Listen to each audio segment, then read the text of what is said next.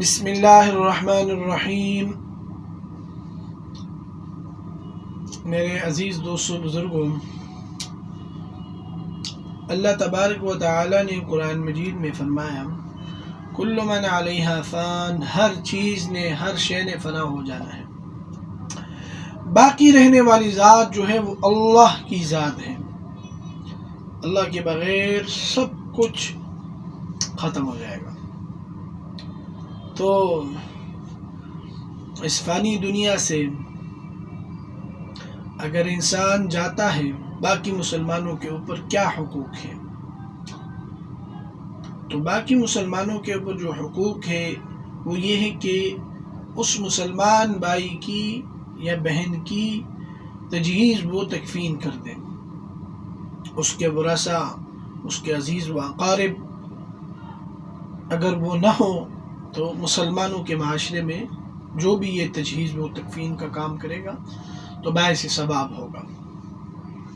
تجہیز و تکفین میں سب سے پہلے میت کو غسل دیا جاتا ہے۔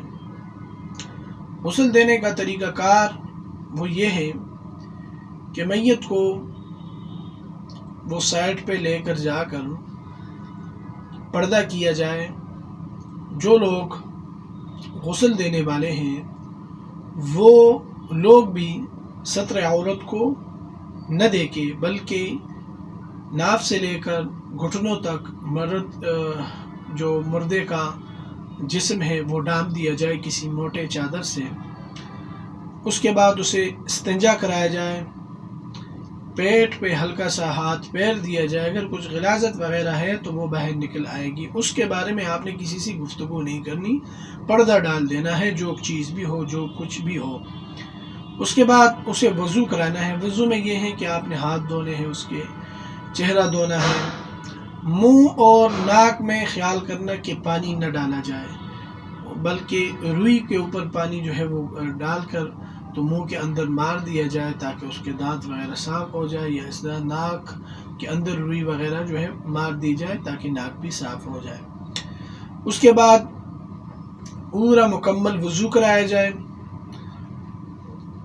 اسے وضو کرانے کے بعد میت کو بائیں کروٹ کر کر پہلے دائیں کروٹ کو دھونا ہے، اس کے بعد دائیں کروٹ کر کے بائیں کروٹ کو دھونا ہے، صابن وغیرہ اچھی طرح لگا کر۔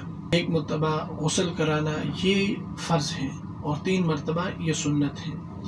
طاق عدد میں کر سکتے ہیں، 5 دفعہ بھی کر سکتے ہیں، 7 دفعہ بھی کر سکتے ہیں، جتنی ضرورت ہو۔ آخر میں مائع کافور یعنی کافور کا پانی جو ہے وہ اوپر ڈال دیا جائے، میت کے جسم کو خشک کر دیا جائے اور کفن پہنایا جائے۔ کفن کے حوالے سے انشاءاللہ اگلی ویڈیو میں حاضری ہوگی۔